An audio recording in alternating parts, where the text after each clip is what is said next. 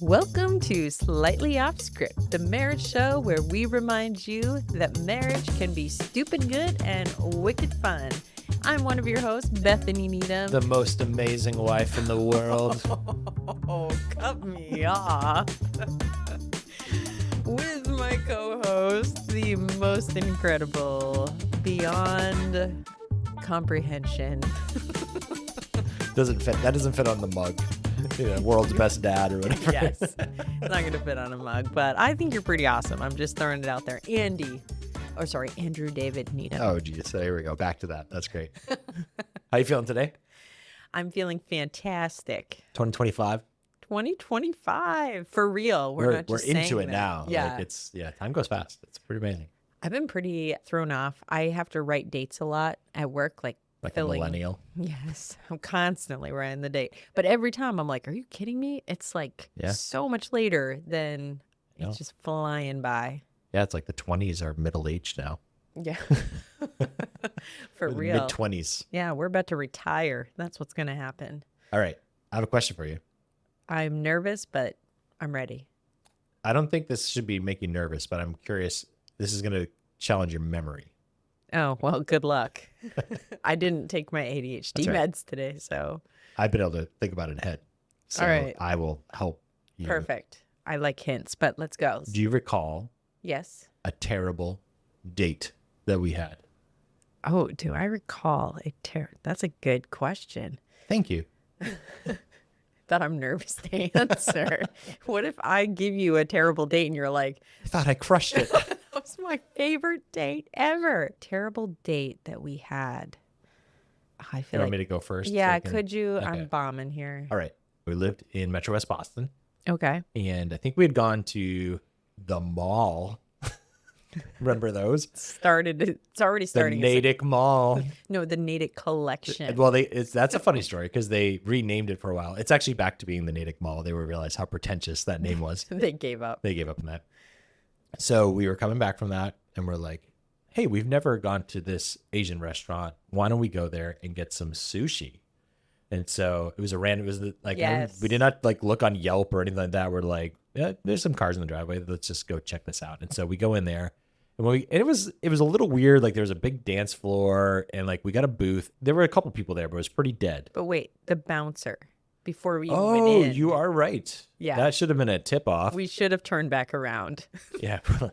Are people really like aiming to get into this very quiet Sushi restaurant? We're like, what is happening? And I think, again, that was mistake one. Mistake two was that we ordered like a full, like, we're going big. We're going to do the sushi boat. Yes. And I we ordered the remember this sushi boat, which is like a boat. Like it's like this big thing. And we spent more money than we probably should have on not great sushi. I remember being terrible. It was terrible sushi. Okay. Yeah. So strike two, bouncer, bad sushi. And then do you remember the third strike?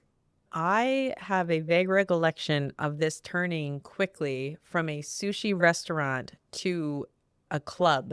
Yes. Like it was like the lights went down, the music just cranking, and the crowd switching over real fast. And I was like, Explain the bouncer. That Yes. explained the bouncer. that was my first thought was, okay, the bouncer makes more sense. Yeah, we accidentally went clubbing. Yeah. And Not we our crowd. weren't good at it.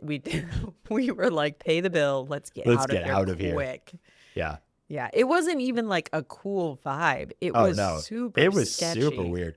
Yeah. And I have to say, like, we were younger at that time, but I love music. But I've definitely entered the era of life where if like I am at a restaurant and a band shows up, I'm like, check please. Like, I don't want to be like, I'm going to lean over. My hearing is already getting bad. Yes. Like now the one dude playing John Mayer songs all day long on acoustic guitar, like I'm in for that. But yeah. We are not the people. Like, we go to a place and a DJ starts setting up and we're like, peace. bye. Like, this is not happening right now. Yeah, it's bad. In fact, I think part of why we love the deals like half price sushi, whatever, like half price Before that appetizer, starts. is because we're much more like, if we're gonna go out for dinner, we need to be eating by 5, okay? Like, We're not sitting down at 6. Somebody tells me like, let's meet for dinner at 7 o'clock. Are you insane? Are we getting ready for breakfast? Yeah, like no, that's bedtime. Yeah. And so no, that actually I'm putting that one on the list because as soon as you mentioned Metro West, I'm not just saying this to get out of answering. That was the date that came to mind. And so yeah, that one's going down the books. That one was weird and the food was terrible. But I'm sure we've had other bad dates. They're not the things that come to mind immediately. So I would say any dates that we've had that for whatever reason, like end in a fight. Have you ever had those where you're like, well, you have because you were with me. Have you ever had those? Apparently you have. I don't remember. That's me, my other husband. No, but you're on a date and for whatever reason, something happens and you end up, the date ends in like a fight and you're just grumpy and that's the worst. Well, we tend to have, I think decision fatigue is another one where you're like not sure what to do. Yeah. And you like didn't make a plan. That's why like we've like over time, this is a change for us. Now you do most of the driving, which wasn't true in our early marriage. But part of that is that I can be in concierge mode. Yes. Yeah. I can be the DJ. Yes. I will stay for that DJ. Well, you get to try. We always have the rule that if you're the driver, you get the extra vote on what to listen to. So True. Very but then true. I can be like plotting out the plan for where we're gonna go and all that kind of stuff. Yeah. No, we've had hit and miss at different times. You know what I love though? And something I appreciate that we are both this way is we're not afraid to try new things. We are adventurous, especially with restaurants and food. We are not the people that pull in and we're like, where's the local Applebee's? Like, No. I want to try something. I want to try local food. And that doesn't always pan out to being like, You don't want a Dollarita? no, I don't want your Dollarita. And we've had big wins in that where we're like, that was amazing. And then we've had ones where like, well, That's a story now. Yep. We tried that. I did think of something that we have thought about though in our travel. And this is actually a pretty recent one. Oh. Was that I don't remember where we were traveling. Wait, have we resolved this or is this going to start well, a we'll fight? find out in a moment. It's fine. We're talking about conflict. It's perfect. So we were traveling somewhere, and typically the GPS of choice in our family is Waze. Oh, yes. Okay. But sometimes when you're navigating, especially if they make quick decisions, like especially on the iPhone, it'll default, if you click through a link, it'll default to Apple Maps. Yes. Which And I hate. She hates Apple. Sorry, I'm just going to put it out there. Friggin' hate Apple Maps. Do not sponsor us. I will not stand behind your. And well, it was a tense situation. We were trying to navigate a city or something that we weren't normally in. And that was not a side of you that I see very often, but that strong opinion on GPS. Yeah. Okay. Now that It was Providence. It was Providence actually, which I was just in recently, but we were trying to navigate around that. Oh, and their roads and highways. It's Come on, unbelievable. Providence, get it together. No, honestly. So here's the thing, because now you've outed me, so I'm just going to own it. I am not typically a very like high strung, lose my temper, but there is something like for me, there's more than one thing, but this thing I know of myself and I have not resolved it. I'm just going to, is if I am in a place I don't know. Yep. And it is dark. That's the key is like, I think it's a vision issue. I don't know. Something about it being after dark and after 7 o'clock, after 7 or o'clock, 4:30 this time of year. And so I'm in a place I don't know. It's dark and anything other than like a GPS that I know, my stress level immediately is like through the roof. I don't know what it is that I don't know the roads. I don't like, there's something about Apple Maps. It's just not super clear. And I hate that. I want clarity. I want my GPS to mansplain so obnoxiously that I cannot doubt for a second that, what is it? Google, whatever one that literally is be like, you go through this at the second light, turn right. Like it's literally, it should be called the mansplain GPS because I'm like, I can see it in front of me. You don't.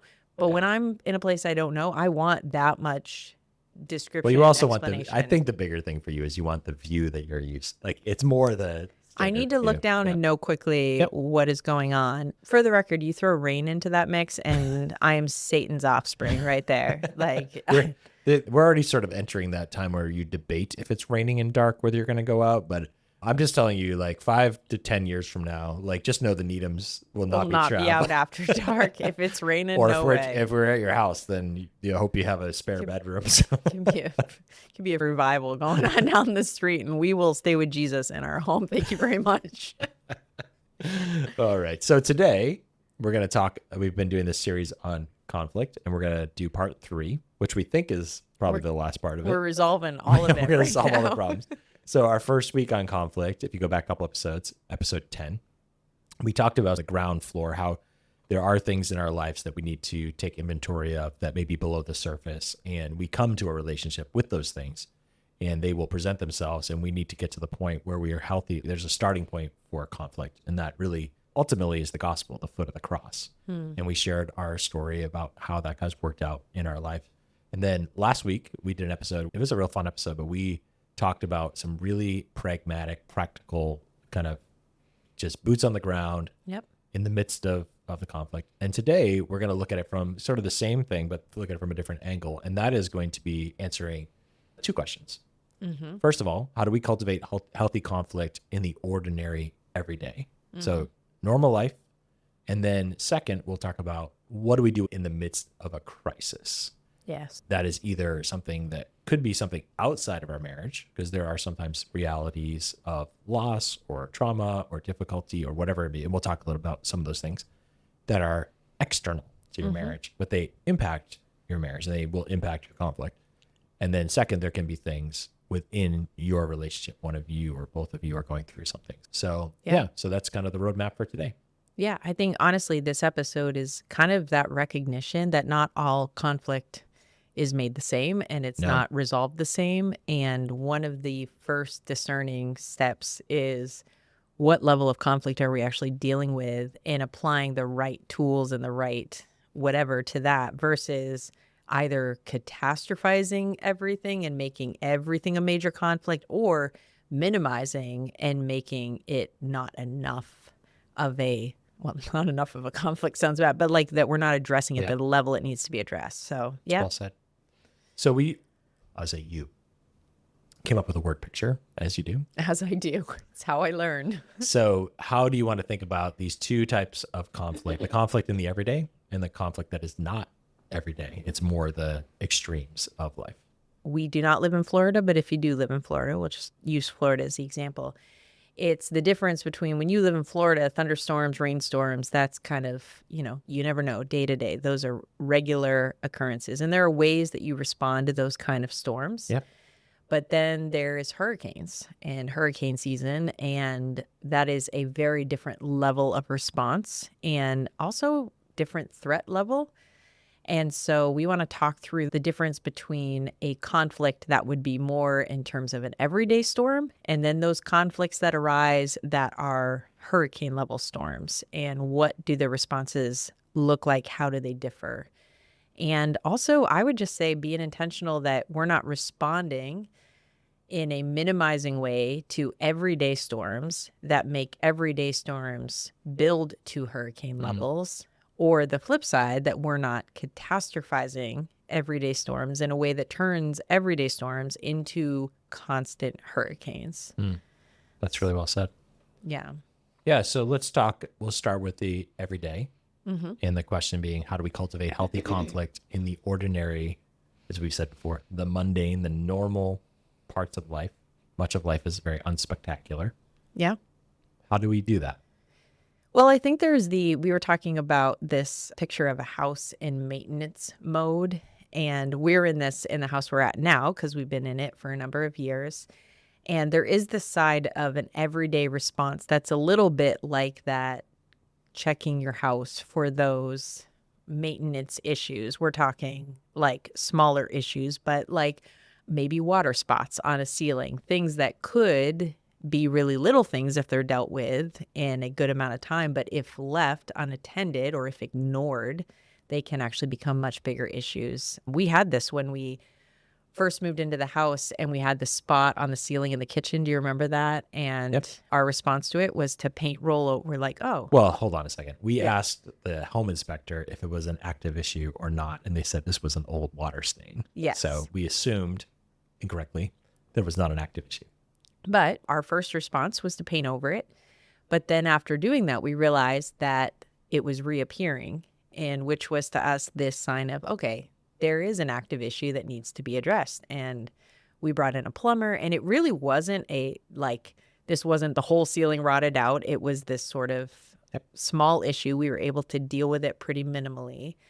And so it was sort of a response early on when we saw symptoms of it that kept it at that level, versus if we just kept paint rolling over it because we didn't like looking at the spot, over time that could have started rotting out joints and things of that nature. So Yeah, and as you get to know a property, like we live on a hill, one of the things in this property that I've become very aware of, you talk about inside the house, but outside the house is water. And they've done a good job with the landscaping overall to direct the water away from the house and stuff like that. But I've learned a lot. We had an area where water was pooling, and I had to try to figure out a solution for that. And water is one of those things that it doesn't cause an issue today. It's that slow decay. And we had an issue with our deck where a certain flow of water had grabbed a board and it was starting to rot out. And the deck was not falling over. It's a beautiful deck. It's not that old. But this one beam was having an issue this year. Like I was like, we have to take care of that issue. And because if we don't, it could be something where we are spending thousands or tens of thousands of dollars to replace an entire deck. And we were able to find somebody who was able to replace it for hundreds of dollars. yeah. And so I think that's a good, either one of those things, painting over the water spots inside or ignoring the rotting board. In some ways, that is the day-to-day work. And, those are not either one of those things. Like you said, on one hand, it's not a small issue. On the other hand, we had to get outside help. We had to find somebody who had more expertise than us. But these were not like massive, even in terms of dollars, types of things Yeah. to repair. So, Yeah, practically speaking, that could be anything in your marriage and, busy season of life or whatever. And we've had times where I'll throw myself under the bus on this one, where busyness happens and I start ignoring things around the house that my intention isn't necessarily to pile those things on you, but you work from home a lot. So I get to go to work. I don't have to look at it all day. You're at home looking at this all day. And so it's creating sort of this tension between us of, it's really not a huge thing, but if you don't come to me and articulate like, hey, the story I'm telling myself is that, Christmas was over a long time ago. That's not a conflict. You're going to take care of that stuff today. Yeah. So just kidding. today. But there's a side of it where like actually just having the conversation and being like, hey, I know things are, work is busy or whatever, but when these things get left, it communicates that that it's just all on me, that I got to carry all of this. And when we address it, it actually, for us anyways, I feel like this is something we've grown in, where me being able to acknowledge like, oh man, I definitely don't want to communicate that. I want to be helpful and coming easy, kind of one conversation solution, versus you just start doing everything. You start getting bitter, resentful. It starts to build and and I don't know what's going on. I'm feeling it off of you. And that's what I would say the difference between actually addressing what you're seeing and paint rolling over it. Yeah, so that's sort of the different. I'd say the other side of that analogy, though, is like I mentioned that there's a particular terrain to our property and to our house, and very different from our last home, in terms of age of the house and the property and all of those things. And so, in a similar way, the way a storm is going to impact you is based on the terrain of what your life looks like today, like what stage and age and, where your kids are at in terms of life and the number of commitments that you have and are both of you working and what does that look like? And that is sort of, to me, like the land that you live on and the reality of that. And so part of the grace that you have to have for yourselves is to understand, we can see this easier now, having gone through multiple seasons. You can look back and say, oh, those storms impacted us in a unique way because the terrain that we were dealing with was a lot more complex or had these unique factors to them. Yeah. Somebody not being healthy or, that kind of thing. We can kind of paint a little bit of a utopian photo of this. And there are marriages that are walking through and they're like, why is every single little storm challenging this house? Yeah. And you need to ask good questions when you feel like every conflict feels like it's a big deal. But the grace you have to give yourself is like, oh, we are dealing with some tough terrain. Yeah.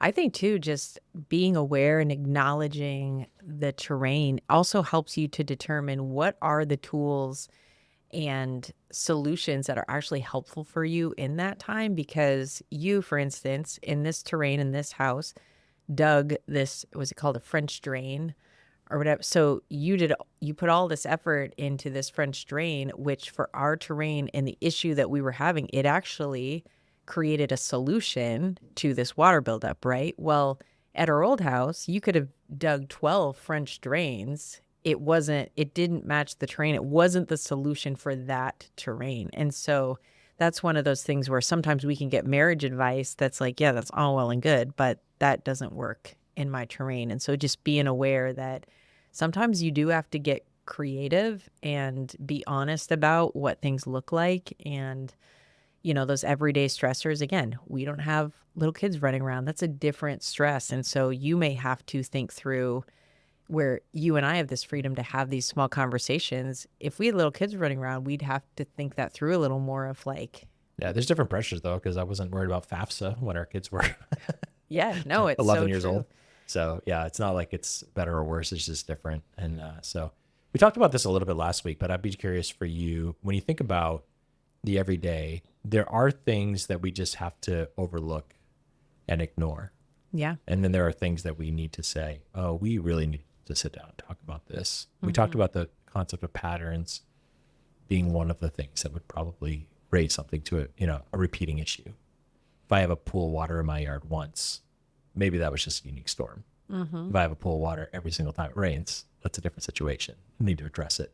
Yeah. Is there anything that comes to your mind that helps you kind of process with all of my dysfunctions and all of my sin? Having been tested thoroughly in this On this area, matter. Oh gosh.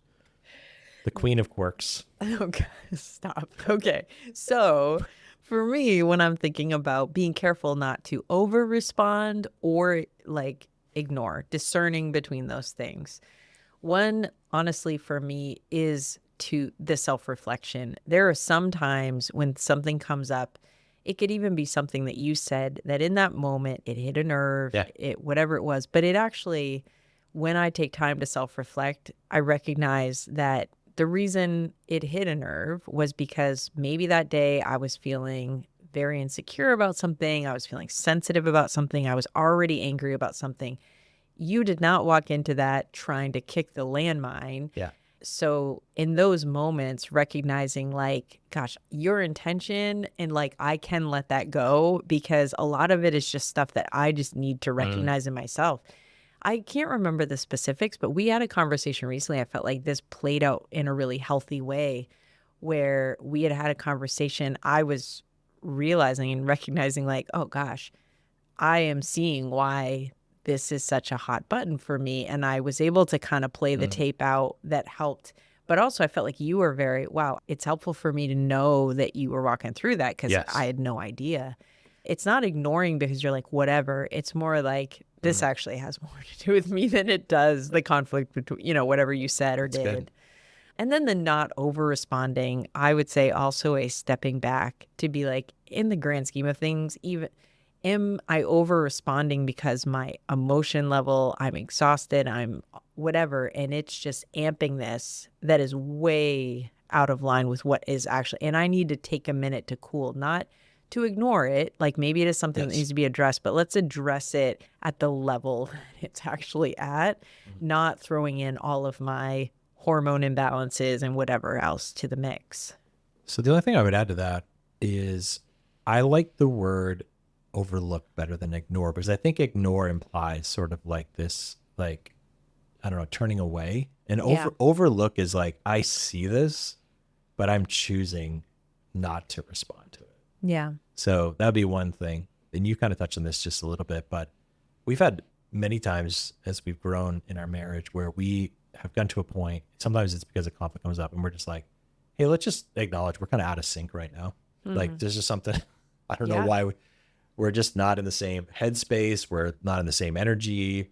We're just not we're not grooving right now. Yeah. So let's just acknowledge that. And, you know, the beauty of marriage is you get time. So it's like, that's okay. It's okay to not be okay. You don't have to stay there. Yeah. So that's a really, really good one. We've talked about this a little bit in previous episodes. You know, there's the bad side of patterns, like a pattern of a bad behavior. I think it's also paying attention to the patterns of when you have conflict. Yes.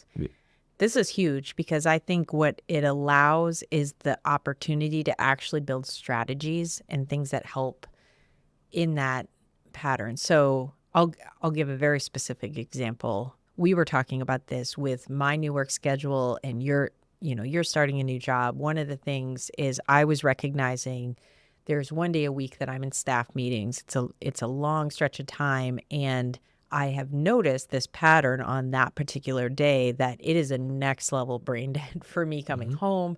That day happened to align with when you traveled this last time. And it was one of these recognizing this, okay, I don't want to create a pattern where this is the day I'm always grumpy when I come home, Yep. that nothing ever gets done. Like that could be a pattern if I don't stop to recognize it. And instead, we both were like, okay, what could be a strategy in recognizing that this is true? And anything from like, let's lower our expectations of our time together that night. Like it could be that's a night where you just need to come home, drink some tea and go to bed. And that's okay. Like it's, again, play the long game. This is, Yep.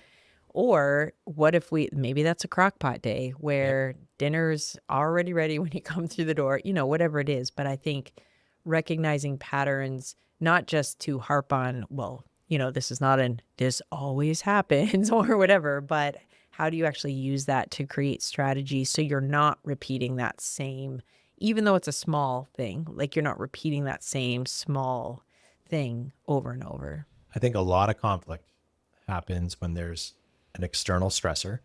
So like you mentioned, like a long day of work, and then the transitions. So Yes. so-and-so comes home from work. The other person's been with the little kids all day long, and we're just, again, out of sync. So how do we get into sync and setting expectations together and paying a lot of attention? Like I remember when you were working at the church, like Sundays were often 10, 15 hours. So we had to calibrate our expectations around those realities. Is there anything else in terms of everyday storms, healthy conflict in the ordinary? I mean, I'm sure there's a lot of things. I'm sure there's more but I feel like that gives kind of a picture of things for us that kind of came to mind when we think about those that is it.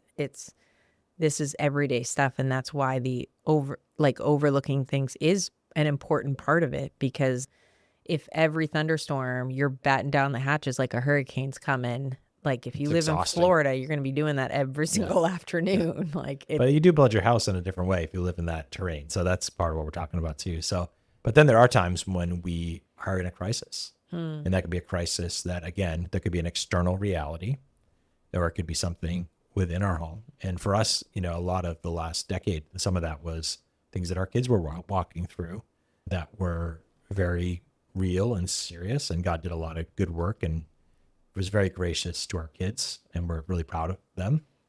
At the same time, these were types of things that can easily attack the fabric of your marriage. And then there's been other times where one of us has been unhealthy, and we'll talk a little bit more about like there's different reasons that can be true. Yeah. Some you can control, some you can't. These are when it's real, like it's on. This is not a little thunderstorm. No. Yeah. And sometimes this needs a third party in the conversation. Yeah. This is not just coming face to face and creating an easy strategy. Like the hurricane's in and this is life or death. Like we need to really life or death of the relationship in a lot of ways, like thinking of it that way, responding in that way. And yeah, I think you're right. I think there's the external side, the things that we just have no control over that happen. And then there is the internal part of our marriage. And I think that has both aspects. There's things you can't control that are part of that. And then there are things that are within our control. So how do we prepare ourselves for that? It's funny because the word picture and thinking of people living in Florida, and there are some things that they have that are funny for me to think about because we don't even think about them here. The people in Florida, like, you don't know what you're talking about. Yeah, I'm not going to start listening because they will mock. They don't But have any snow blowers, I can tell you that much. I was going to say, it's maybe how we get ready for like a nor'easter. But there's certain things that are just you have in place, hoping you never have to use it, but it's there if you do. And we've mentioned the 2 a.m. friends is one of those things that I would put, that you have the people in your life, the relationships that exist, that when a hurricane comes, you're not looking up numbers, you're not Googling, best marriage therapist, like that you have those people that I can go to these people immediately. Like they're in my Rolodex. I'm going way back on that one. What's a Rolodex? Yeah. But You they're can there. send them a fax. No, but I think that's one of them is like having the people in place, and then a plan in place. I think about when, one of our kids lives in Florida, and there was a storm. We had like a few storms that rolled in, but there was a point where the only response was actually they needed to evacuate to a sheltered area. They needed to get out of the eye of the storm while the storm passed so that they could then return. The path of the storm. The eye is the peaceful part. Oh, yes, the path of the storm. See, you're showing that. I know. We probably should have done blizzard, but we picked hurricane, so we're just going to stick with it at this point. I think it's better if we make ourselves look dumb. Yeah, that's great. So make our listeners smart and we sound dumb. So let's talk about the within our marriage part. We have walked through many examples of this when one of us was in a place of unhealth. Again, that could be something that is within our control, or it could be something that is outside of our control. So maybe you could color that a little bit. Yeah. One of the ones that comes to mind is I have been open. I don't know how much on this podcast, but in general, I'm fairly open that I battled with different mental illness, depression, and anxiety.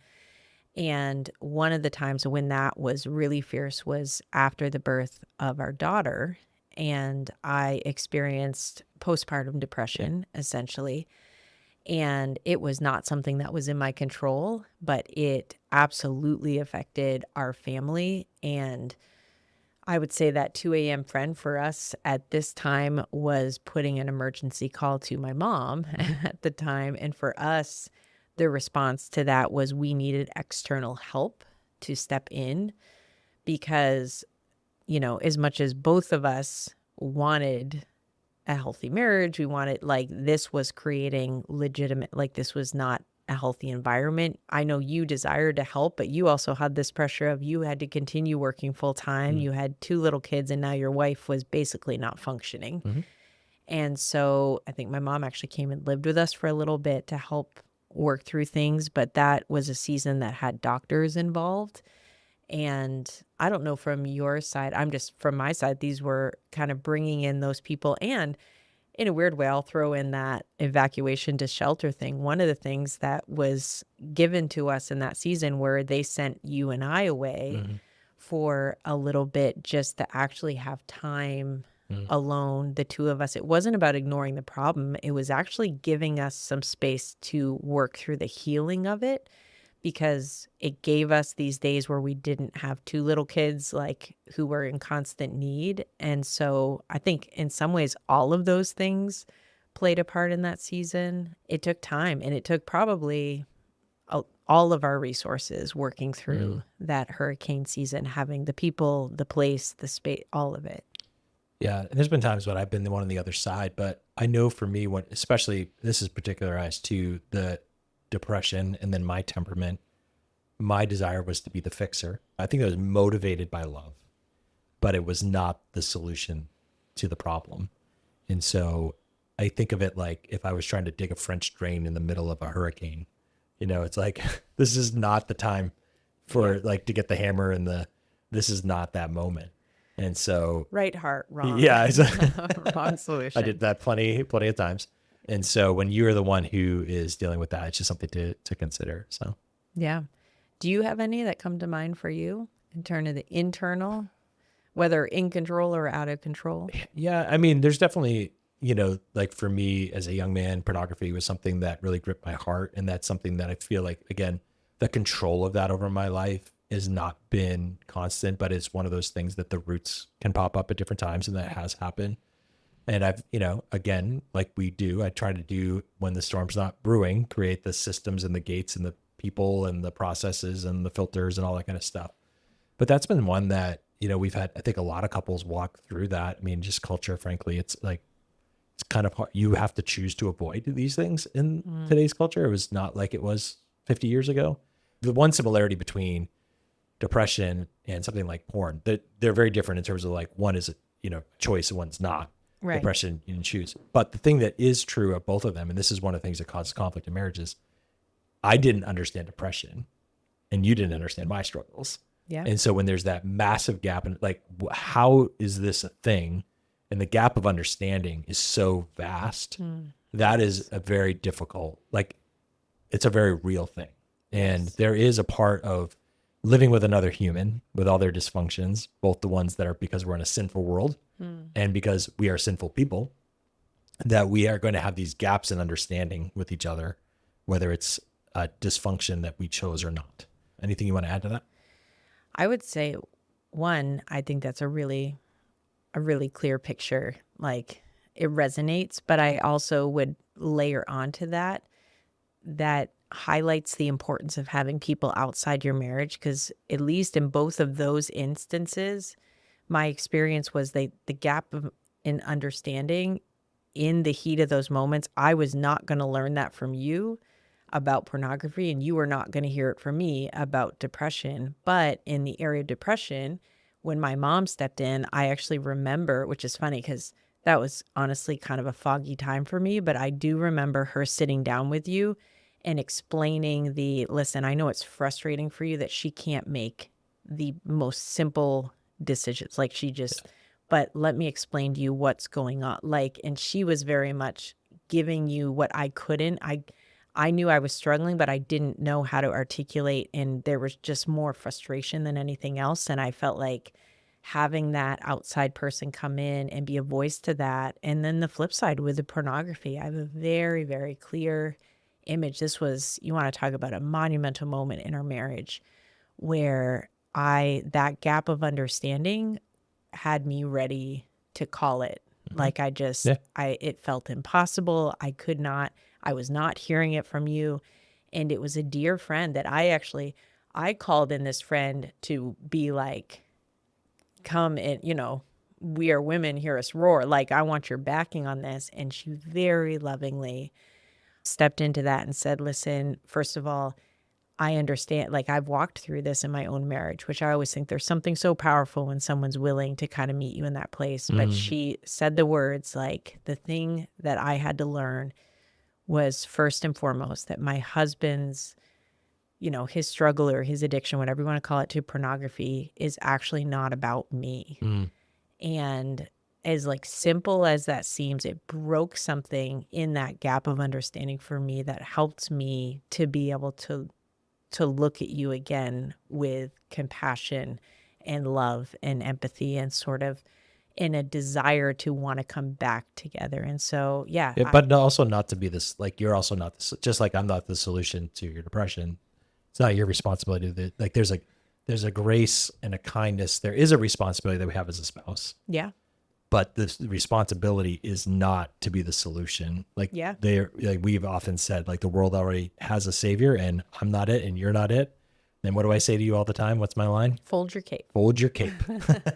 Well, and again, both of those scenarios, exactly what you just said. My mom came, she spoke into that, she closed that gap. But one of the things that she also said to me was, I'm going to be here, but here's what you need to do. And the understanding was she was there to help. She helped communicate between us, but I had to go see a doctor. Like that was you have to make this appointment and go. And when we walked through the pornography stuff, it was like, no, this is not about me. Also, it's not on me to figure this out for you, but you have to go speak to somebody. Like I want somebody else in this. Well, there's like when a hurricane hits a house, there's the triage phase where it's like, okay, how do we make sure everybody's safe? Like, let's just make sure there's a building going to fall down, like that kind of level. Yeah. And then there's like, okay, then there's sort of the rebuilding. Yes. And then also like reevaluating, like, okay, if you rebuild the house, maybe we're going to do something we're going to build a little differently because now we have a different understanding of the Mm-hmm. type of storms that maybe we're prone to Yeah. in our reality. So yeah. So that's internal. I mean, we could talk, there's other challenges that we have faced, but I think a lot of people walk through those two things that we just described. And there's hope for you if that's what you're walking through. There's freedom. But in terms of external conflict, like I think I just have this clear memory of when we first moved to Metro West Boston was right when the housing market crashed and a lot of people in our church got laid off and a lot of marriages fell apart Hmm. in that church, people that we love and care about, and we were serving their children. And the thing that I think what I kind of came to in that situation is like these external stressors, financial crisis, reveal the lack of foundation. Hmm. Like that issue is significant. I don't want to make light of it because for some people it was like, am I going to be able to keep my home? Like, that's not small. At the same time, that was not going to destroy the marriage unless there was already pre-existing issues there. Yeah. So one message is to make sure that you're doing the maintenance. But we've walked through some really hard external storms. Or any insight or things that you would do differently or that you've learned? I think the external storms, the things that come to mind is they often do reveal. They can reveal cracks in the foundation. Like what you think about a storm hitting a house, if there's a place for water to get in, it's going to find its Yep. way. And so not ignoring those. And it can be easier, like in the extreme, like when the storm's hitting, you see that. But the temptation is when it seems like it's letting up, you just sort of like, okay, whatever. Well, it's not leaking in now, so we're not going to worry about it. And I would just say in the external storms, I do think there are times, like you said, there's the triage of it where when you're in the storm, external that's coming in. There are certain parts of that that you're navigating that it's not the time to necessarily fix that leak. You may have something temporarily to put there, Mm-hmm. but I would say it's important to take note of that because when you're able to get beyond the triage, the opportunity now to go back and like do those repairs, like take the time to dig into those things and do the work because there's going to be another storm. Like there's going to, now I have Miley Cyrus running through my head. Oh, so there's going to be another mountain as well. Yeah. But no, I think just taking the time to rebuild and repair and in the storm, that idea of sort of the shelter in place is what comes to mind. But what does it look like in your marriage? Because we've been through things, especially through with our kids in mental health, where a lot of what we needed to do was just shelter in place and love each other, support each other, a lot of grace and not the time for us. Like, again, this isn't even the overlooking thing. This is more of the some things needed us to put a pin in it because we just needed to deal with what we were in the middle of and come back to late, once we get beyond the worst of the storm and actually work through some of those things. Just one thing to add to that, the other side of the coin, one of the dangerous things to do though is to make the crisis the new normal Yes. and to allow, now again, everybody's situation is unique. So I want to say this with a lot of love, grace, and understanding that each situation and complex. But there were times, even with our own kids, where we have had to have conversations where we said, look, if you can't be safe and be here for everybody's sake, then we're going to have to think about what life looks like. You cannot allow those external situations to undermine what God has built. Mm-hmm. And it's easy to do because it's usually very well intentioned. Yep. It usually seems like the gracious thing to do, but it can be the thing that destroys a marriage. Yeah. You have to be willing to put hard boundaries to protect your marriage as much as anything Well, you've else. seen that a lot as you've walked into this world where you're dealing with people all the time in recovery and addiction. I remember you shared a podcast with me of somebody who had turned their life around. And one of the things they pointed to, they had been the kid that got kicked out. They were the person that, and they said, when my parents were enabling the situation, it wasn't actually love. But when they finally said, we're done, we're not giving you any more money, we're not, like, we love you, but we can't even have you, we cannot be in active relationship right now. That was one of the things that actually turned that person around. It was a real hard love. Yeah. And, I know we heard it's great when there's a beautiful story and it's like, it all turns around and God does his work, but that's not always the outcome that people get either. So I have a lot of grace in that. That's what I'm saying is very true and very hard. Yes. Sometimes when the hurricane is so severe, you actually should not be sheltering in place. And that's where I get to that sort of evacuation, safe house. Maybe This relocation. Maybe relocation. There are times where actually the best and healthiest thing you can do for your marriage is to step away from that storm together. And, for us, sometimes that has just been, it's looked like a vacation that wasn't necessarily about like, woohoo, vacation, but like you and I need to get out of the environment to come together to sort of regroup, whatever it is. And then again, the long term, most times it's to return, to go back, rebuild and repair. But to shelter in place when the hurricane is about to wipe your house out, and ultimately, like, what you actually need to do is be willing to walk away, trust God with the house, and then return after some time. So, yeah.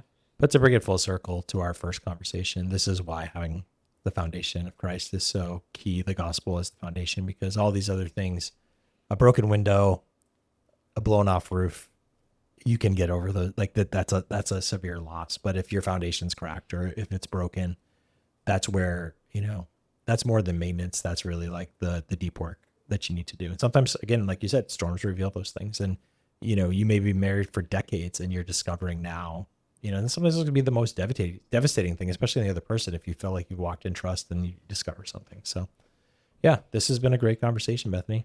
Yeah. Honestly, and not that anyone loves talking about conflict, but I'm grateful for the people who wrote in and asked the questions, because I think again, the whole idea of stupid good and wicked fun is not about conflict avoidance. Like, part of how you experience that in a real authentic way is by working through your conflict and growing through it. And honestly, some of it coming out the other side with more things to laugh about because of, the good, the bad, the ugly of what comes with conflict. So, and there's always restaurants with DJs that we can that we can walk out of.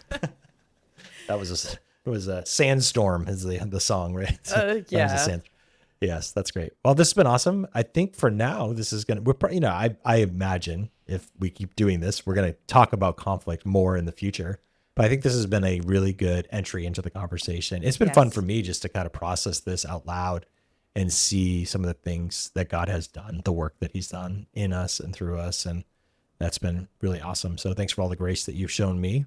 And ditto. I feel like this has made it sound like you're the one that's always, this is very much a mutual conflict marriage. So no, I'm also very grateful for the grace that you've shown me. And I'm grateful that we're in this together. And through daily storms or hurricanes, ride or die. That's great. Well, thanks so much for listening. We look forward to being back with you next week. And thanks for all the subscribing, the following, the liking, the reviews are huge. But honestly, one of the biggest things is if you share this with other people. That goes a long way. And so if this has been helpful to you, let us know. If there's other things you want us to talk about, please feel free to write in on that. We're looking forward to coming up in just a couple weeks. We have our first live podcast recording in Jaffrey, New Hampshire. There'll be a link in the show notes for that. And we will look forward to seeing you guys next week. See you then. Thanks for listening. Bye. Bye.